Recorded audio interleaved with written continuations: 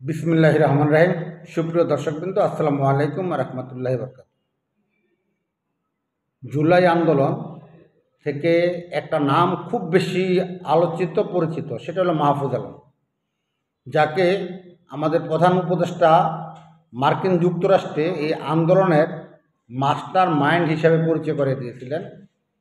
এবং এই উপদেষ্টা প্রথমে বঙ্গভবনে যে কাজটা করলেন সেটা হলো বঙ্গবন্ধু ছবি নামিয়ে দেওয়া, এবং পরবর্তীতে উনি উপদেষ্টা হলেন তো ওনার কোনো দপ্তর ছিল না। কিন্তু গতকালকে উনি একটা ভয়াবহ ধরনের কথা বললেন। সেটা বললেন, আমরা যখন দায়িত্ব নিলাম তখন বিএনপি জামাতের লোকেরা এসে বললেন ফেয়ার হতে হবে। উদাহরণ টেনে তিনি বলেন, ধরেন ডিসি নিয়োগ হলো 10 জন বিএনপির, 3 জন জামাতের। তারপর ধরেন ডিসি না হোক, প্রো ভিসি জামাতের হলো, অ্যাডমিন কী হবে, এটা নিয়ে অনেক কাড়াকাড়ি হলো। এগুলো আমার চোখের সামনেই ঘটেছে। তখন কিন্তু সবাই বলেছে এই সরকারের 2 বছর বা যা সময় লাগে বিচার ও সংখ্যা করতে করতে তা করে দিয়ে যাবে। 4 মাসের মধ্যে ওনাদের সব জায়গায় রোগ সেট হয়ে গেল।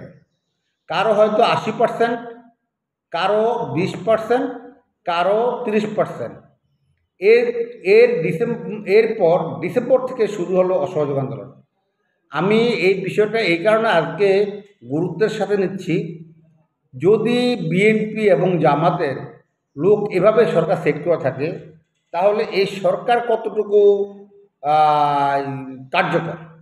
কারণ যেখানে সরকার নিরপেক্ষ লোক অথবা যারা যোগ্য দক্ষ তাদেরকে সরকার বসাতে ব্যর্থ হলো, সরকার সেটা পারল না। উনি বিএনপি এবং জামাতের পছন্দের যে তালিকা, সেই তালিকা থেকে লোক নিয়োগ দিলেন। ডিসি ভিসি এবং অ্যাডমিন ক্যাডার যে সমস্ত জায়গায় আছে সব জায়গায় বিএনপি জামাতের লোক নিয়োগ দিলেন।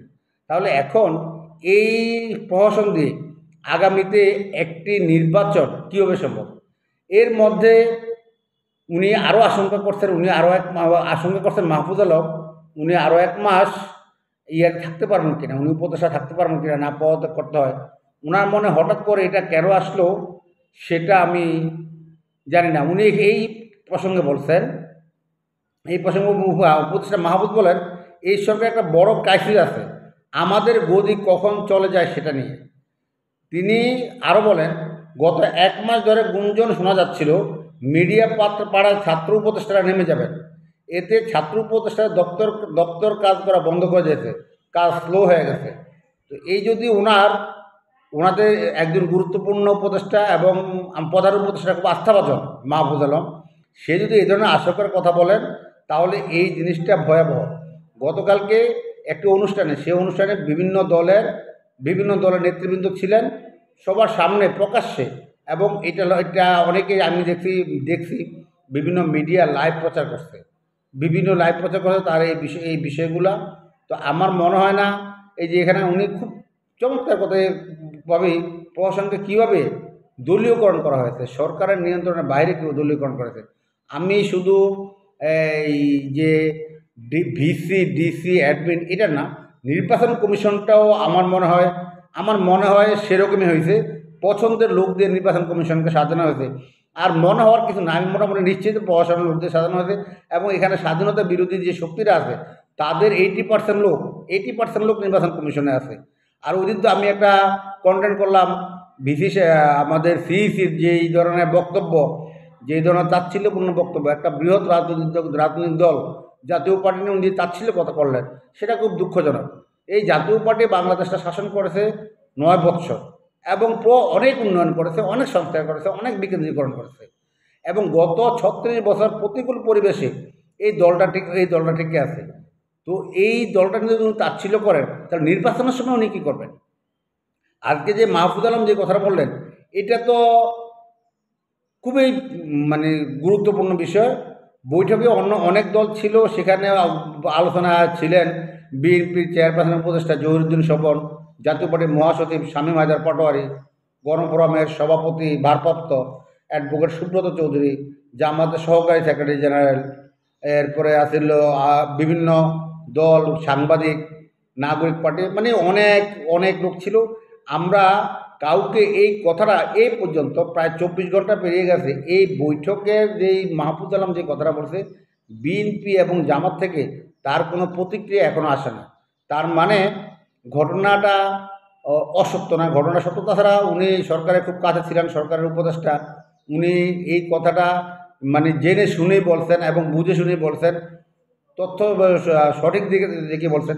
এবং ওনারা আর একটা সঙ্গে করছেন, সবাই পরবর্তী সরকারের অপেক্ষায় আছে।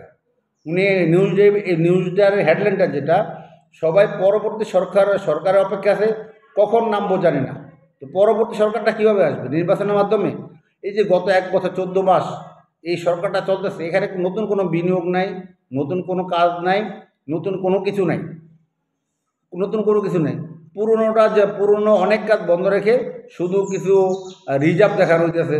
যেহেতু কাজকর্ম বন্ধ, তাইলে তো আমি যদি খাওয়া দাওয়া বন্ধ করি টাকা আমার পকেটে জমবে, কিন্তু আমার স্বাস্থ্যের অবস্থা ভালো হবে না। তেমনি দেশের স্বাস্থ্যের অবস্থা ভালো হচ্ছে না। যদিও রিজার্ভটা বড় হচ্ছে, কিন্তু দেশের যে স্বাস্থ্য সেই জিনিসটা ভালো হচ্ছে না। আর জাতীয় পার্টির co chairman Rangpur city mayor উনি কয়েক জায়গায় বলছিলেন, রংপুর সিটিতে যে প্রশাসক নিয়োগ করা হয়েছে সেখানে যে বাজেট দরকার তার মধ্যে মনে হয় 5% বাজেটও দেওয়া হয় না। উনি এই কথাটা বলছেন। তাহলে প্রত্যেকটা সিটি কর্পোরেশন, পৌরসভা যে সমস্ত বাজেটটা পায় উন্নয়নমূলক সেবামূলক, সেই বাজেটটাও সেভাবে আসতেছে না। তাহলে যদি দেশকে রুগ্ন করে আপনি শুধু ফান্ড নিয়ে বসে থাকেন, তাহলে দেশ কীভাবে চলবে?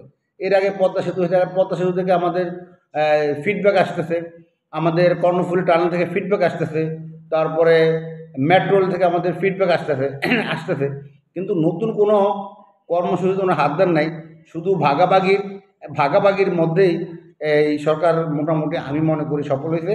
যাই হোক, এই সরকারের অধীনে যদি এই প্রশাসন থাকে, এই নির্বাচনটা সুষ্ঠু হওয়ার কোনো সম্ভাবনা নাই।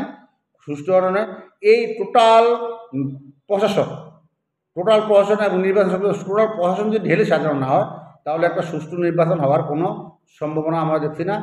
সবাই ভালো থাকবেন। যারা আমার ভিডিও দেখছেন, আশা করি আপনারা কমেন্টে আপনাদের মতামত জানাবেন।